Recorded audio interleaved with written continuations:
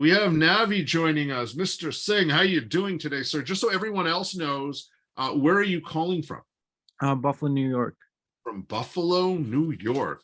New York. All right. Welcome. Welcome. Sat Sri Akal. Sat Sri Akal. Nice to see you today, Navi. Nice to see you too. We are doing our elevator pitch showdown. Okay. And as you know, we're going to simulate what happens in the real world. We're going to get feedback from the audience. And then from there, if you would like, I'm happy to pitch your idea back to you. Okay. Sure. Right. And give you a sense of how I think I would position your product and share it with the world. Are you ready to go? Yeah, I'm ready. All right. So hi, Navi. My name is Ash Singh. I am a VC investor interested in the travel and hospitality space. Tell me what you're working on.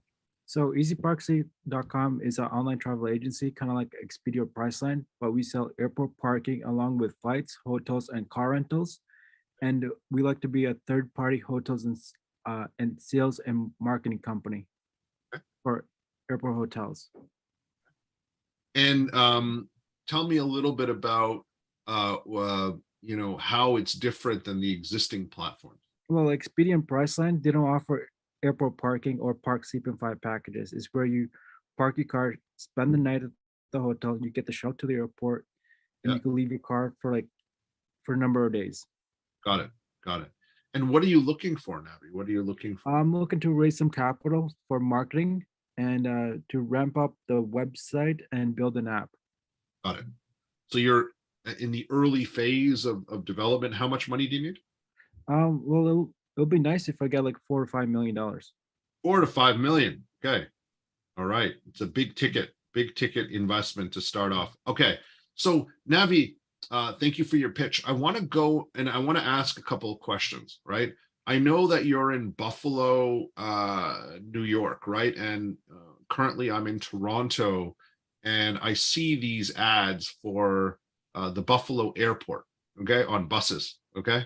Yeah. And what happens is there are people from Toronto that are going to, that it's much cheaper for them to drive for an hour and a half all the way to Buffalo and take a domestic flight rather than take an international flight from Toronto.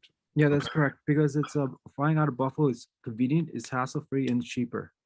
Yeah. So my question to you, so I have two, maybe three questions around this. How big is that market, right? Because when we look at this process, there happens to be this connection with a big hub in Toronto that can jump over the border and take advantage of this element, right? So there's a Toronto Buffalo connection. How many other situations like this exist in the world, right? Does this exist in other markets? Like, for instance, is it cheaper for you to fly from, go from France, hop over and leverage your platform and take a flight from London? I want to know a little bit more about kind of the market opportunity, right? How big is this? And the second question is how much cheaper would it be? Right? If I'm flying, obviously there's a bit of a drive and I have to park my car. So that's a little bit of time and money for me. I wanted to know what is the overall value equation, right? Because an hour and a half of my time might be worth something. It might be worth nothing. Okay. That's number one. But more importantly, I'm parking my car there and I'm leaving my car there. So there's obviously might be a risk, in terms of that, but there's a cost element of it. So my question is like, if I'm doing a trip to Las Vegas or California, how much cheaper is it? Because I think it comes down to price, right? People are going to do this because they're going to be saving. And my question is how much they're saving, because it can't just be 5%. It can't be 10%, because so two questions: market size, how many people around the world would be interested and can take advantage of this, and how much as a percentage, right, would they save if I'm utilizing this on my actual ticket and my whole cost of travel. Right. Let's say if you're from Toronto and you have a family of four, you could save about like $600 or $800 a flight ticket, Okay. and that's enough. Like worth 2 hour drive from like Mississauga to Buffalo and cross over the border. You could Okay. spend the night and park your car and leave. $800 per ticket or $800 total? Total. Total. If Okay. if it was a family of four, Got it. Got because it. in Canada, well, if you're flying into US, it's considered an international flight, Yeah. so you have to pay international fees for it, and that racks up. Got it. Got it.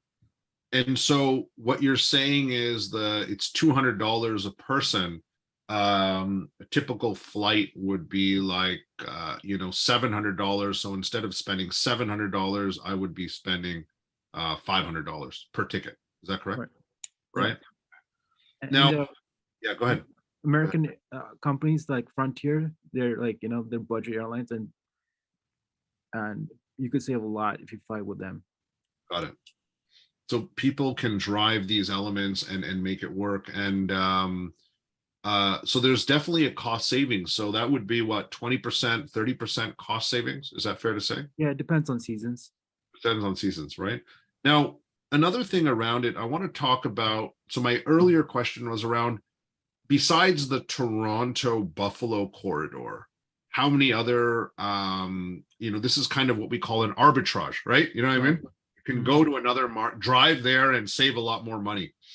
Have you thought about any other markets around the world that you can do this? Does this work with Vancouver and Seattle, yeah, like that? like Montreal, Plattsburgh. There's like Winnipeg and North Dakota airports like Grand Fork. Okay.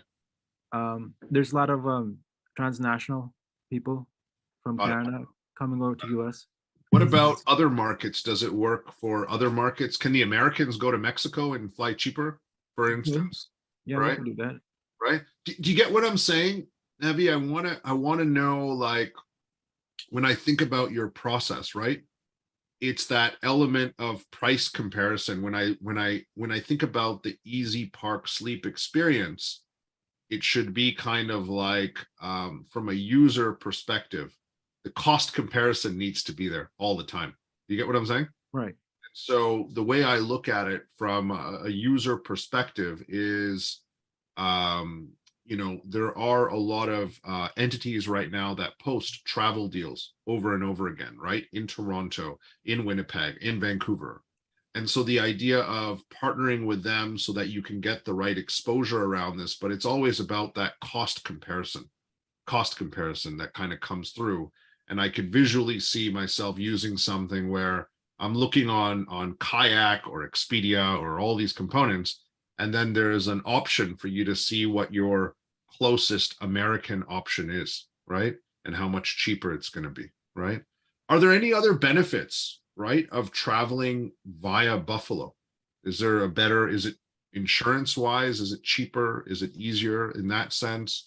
What are the other benefits of doing it? Well, you got the Grand Toronto area, and you got a lot of people like on the Canadian side, like Niagara Falls, like Catharines, Hamilton. Yeah. Just jump on 401. And Great. cross over the border. It's right there, and people consider flying. People prefer flying out of Buffalo than it is from Toronto Airport. Yeah. This Toronto Airport is way too big. It's like 3 terminals and. Yeah. So there's a use case perspective around this. And so another question I have for you, Navi, is when you get this done, where does this business go, right? Like once you get this going, you want to raise some money, but what happens next? Where does this company evolve? Because you've added the element of parking, right? And location. But my question to you is, if you get this right, where does this business go? Where does the business go? I know, like, because of COVID, we live in a border town, and because the US and Canada, there was a travel restriction, because US and Canada closed down their borders, and there was like no leisure and business travels, and the whole economy died. Yes. Between the border. Yeah. And a lot of these hotels are struggling. So, and in the future, like our moonshot is like to be a hotel or hotel real estate development company. Okay. Okay. Interesting. Like if we were to fill up, you know, if we could get like reservations and start filling up hotels, we could kind of control the hotel. Yeah, I understand. Do you feel like the border town hotels and airports are underserved by the likes of Expedia and some of the other, Yeah, right? Because that's another thing around this, right? Because it's always about looking at a market that might be underserved. Okay. And so my question to you is, do you feel like um the border town, third tier airports, right? Because if I think about the United States, and I know you're from Buffalo, so don't take this the wrong way, right. but the Buffalo airport is not, it's not O'Hare, right? It's not the Kennedy airport. It's probably a second or third tier airport. Is that correct? Yeah, it's a third tier. Right? Yeah. Yeah, So when I look at what you're doing, part of this is just around creating that first tier environment for the third tier airports and infrastructure around that, right? The parking, the hotels, and all those components. Do you feel that they're underserved at the moment? Is that why you've gotten involved with this? yeah. And there's underserved, and plus like Expedia and Priceline and all these other companies, they're not educating the people. Um, you know, there's no immigration issues or questions. Yeah, Like for me to enter US from Canada, like do I have to be fully vaccinated? Oh, then there's a question about Arrive Can app. Like, yeah, what sure. if I need to re-enter Canada? Like, what is the procedures on that? It's interesting, Navi, because it also comes down to your consumer. Okay, Right. consumer. Now, like, um, there are some people, for instance, where Pearson Airport in Toronto is actually a very great user experience because they have the right gold class access and they just kind of go in and there's a process and all those components. Where I see value, Navi, as you were talking, is an element of combining supply and demand. Okay. And so when I think about this, right, I think about third tier airports and the environment around it, the parking, the hotels, and all the other components around the third tier airports, right? Elevating that, and then there's a class of travelers now, okay, right? And there's regular travelers, there's budget travelers, and now there's a group called ultra budget. Okay, it's a new type of, right? Right. And within what I'm hearing, as I'm listening to you, you are catering to maybe the ultra budget traveler or maybe the extra ultra budget traveler. Do you get what I'm saying? You know what I mean? So it's like I only have $2,000 to spend on vacations a year. Okay. And I could do one trip out of Pearson, or I could do 2 to 3 trips by going to Buffalo and taking an ultra budget carrier out, right? Like Frontier. Is that an Yes. ultra budget carrier, right? Do you get what I'm saying? The Right. paradigm shifts, Navi, right? And in your pitch, the way I look at it, it comes down to the customer. And for me, the customer, it's like, okay, I only have this much money. Okay. And Navi, when you look at the world today, post COVID, right? Inflation is going up, cost of rent is going up. Okay. These elements impact budget travelers. Okay. It doesn't impact the first class or business class travelers. So there is discretionary budgets are dropping. Does that make sense, Navi? Yes. Yeah. With the like inflation, the airline tickets went up like 30%. Yeah, that went up, but what happens is that my cost of living, if I'm a budget traveler or an ultra budget traveler, I might also be renting, okay? Yeah. Right? I might not have the same job security, right? And this is where you have to know your market, okay?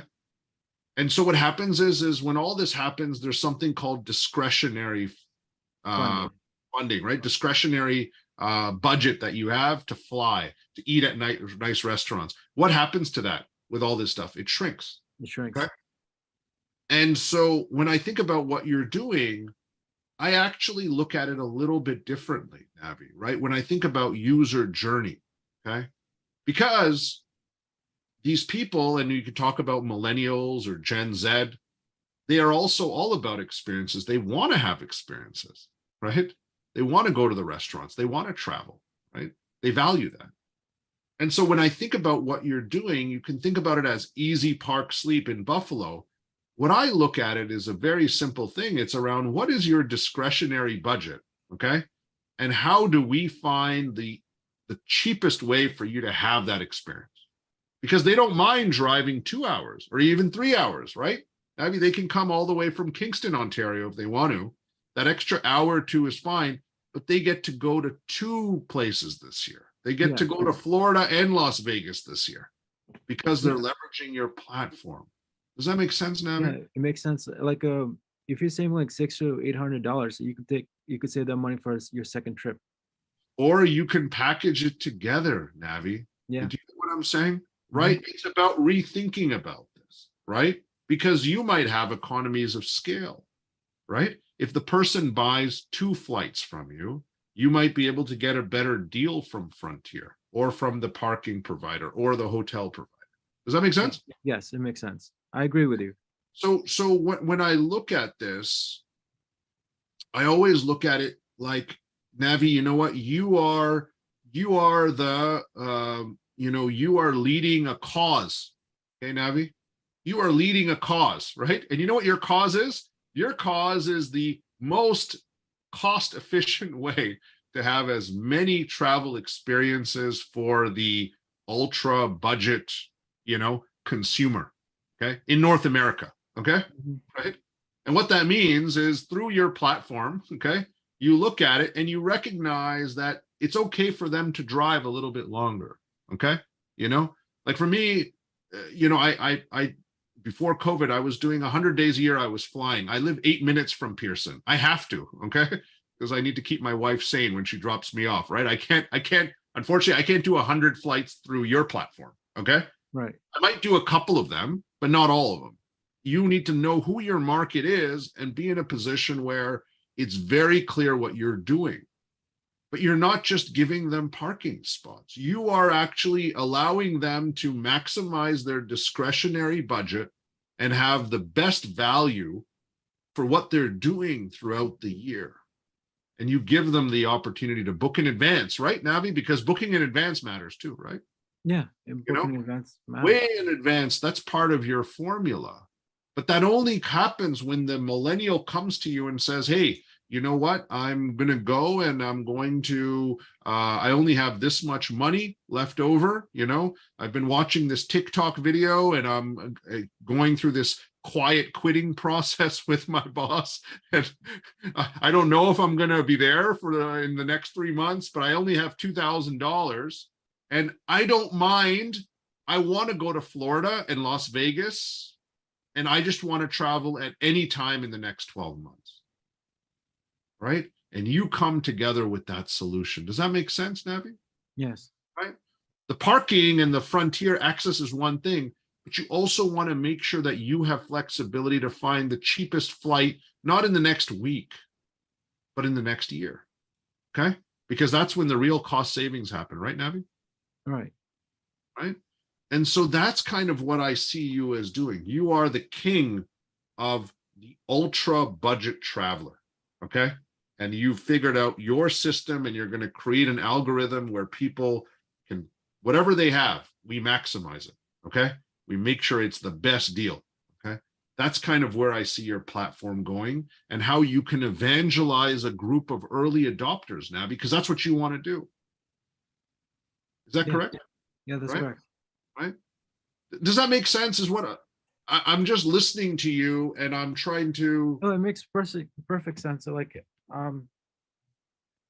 yeah, Right. people are looking to save money. Like during recession, like everything is inflating, and people want to have the second trip. Like there's a pent up demand from people who want to go to Florida or Sure. Texas or California. Sure. Right. And you need to be the savior. Does that make sense? Right. Yes. Are you ready to be the savior of these people? Yeah. Why not? They're gonna have a good time. Everyone needs a savior, right? Okay. Mhm. Right. And when they come to you, they're like, holy cow, right? And the person beside them, right? They're comparing. They're like, oh, for $2,000, I get to go to 2 or 3 places, right? They don't care if they have to drive a little bit longer. Okay.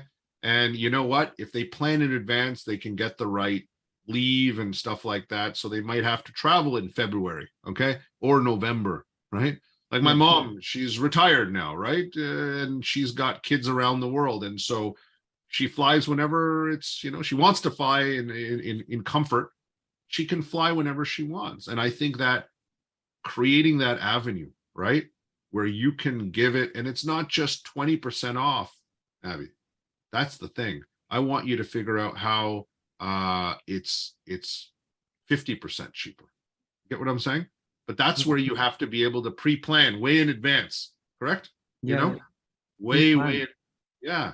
But that's part of your algorithm and your system. Okay. Right. And some of these people are just going to take a bus from Toronto. They're not even going to take a car because they might not have a car. Is that fair? Yeah. Right. So you can drive all these components and elements and make it work now. Would you like me to pitch your idea back to you, Navi? Sure. Definitely. Would this be helpful for you? Are we on the same page? Is this resonating with you? Yes. Yeah, I agree with you. Like, I definitely appreciate your perspective. Mm. Yeah. Because I feel like if you get that audience, right, the ultra budget travelers, right? Mhm. Okay. And we have another fantastic startup in our cohort at the moment, Donna from Tubular Travel. She sells this travel pillow, which is actually just stuff where you can put your clothing in. Do you know what I mean? Yes, I So talked to her. yeah, so there's a partnership opportunity there too, right? So that you can Yeah. fully You could do- optimize right down to the transport to the airport, your luggage, all of these components. You guys become the best, most efficient way to travel, right? Down to your luggage as well, right? I think it's beautiful. It's serendipitous that you guys have met through the Hyper Accelerator, but that's where I think the value is, right? Yeah, I agree. And also, like, I'm trying to go after for the business travelers too. Like, maybe next year, when things recover, we're going to capture the market share as much as possible. Sure. So Navi, this is where you have to benchmark properly, Mhm. right? So for me, I feel like the ultra budget traveler, okay? It could be the individual, it could be the ultra budget family traveler, right? Right. Business is a completely different ball game, right, Navi? Right? Right. The other thing to think about is business class travel has not come back after COVID. Yeah. And so what does that mean? It means that business class travel is actually a little bit more affordable at the moment because there's access capacity, right? The planes were built for a certain number of business class travelers and first class travelers, right? Yes. So my suggestion is just get that first group down right, get them to love you, become that savior to them, right? Create that value and go from there. Yeah, definitely. I agree. All right, let's get started. So Navi, I'm going to pitch you now. You get to become the investor and I will pitch your idea back to you. Okay. Okay, definitely. So my Nice. name is Navi. I'm an investor. I'm looking to invest in another startup company. How can I help you? Excellent. Mr. Kang, it's great to meet you. My name is Ash Singh and I'm part of the EzParkSleep team. As you know, travel has really evolved and changed during the pandemic. Things are coming back to a certain norm, but there is now a new normal. We have seen the growth in budget travel and ultra budget travel. We've also recognized that the next generation of millennial travelers, Gen Z travelers, want to travel more and get more experiences, but their discretionary income has dropped due to things like high rent, increase in rent, and inflation. And so I've been looking at this space for quite some time. I've created the EzParkSleep platform to allow anyone that is interested to take advantage of lowering their price of travel by between 20 and 50%. And the way we do it is very simple. We take advantage of tier 3 border town airports starting in Buffalo, and allow people to find and pre-book as much as a year in advance through our platform, and they save money on their flight, on their transport, on their parking, as well as all the hotel elements. And through this process, we can allow somebody to have 2 vacations instead of 1, or leverage their discretionary spend accordingly. We feel that this is going to be a growing market, and we want to make sure we tap into it. And based on what I've built, where I'm located, and my love to be the savior for this type of market, I feel like we're best positioned to make a dent in this space. We're raising $4 million to launch this product and get it to the market. I'd love to chat to you more about how we are going to be the leader in ultra budget planning and ultra budget travel. Thank you. Thank you. That was great. All right. So Navi, that's kind of how I'm positioning it. It was a little bit different, right? But I wanted to bake in the elements that we just spoke about. And more importantly, it comes down to that price. And I talked about pre-planning and structure and all these other elements. And I think it's great, Navi. Look at your systems. And if we can get that 20, 30, 40, 50%, savings, right? Mhm. And you structure it right for the individuals, for the families, I think it's wonderful, right? And we love what you're working on, because it's important for us to create avenues and opportunities. It's easy that everyone creates apps for the richest 1% of the world, right? And that's been overdone now. Let's try to focus on everyone else, right? So we really like what you're working on, and I look forward to booking my March vacation through your platform. So thank you very much. Well, thank you. My pleasure. And thank you for joining us. And Menchi and Christine, I want to thank you guys for the rest of the production team for today's session. Hopefully everyone found value in the conversations and all the elements that we had today. On behalf of the Hyper Accelerator team, I want to thank you all for joining. Take care, stay safe, and God bless you.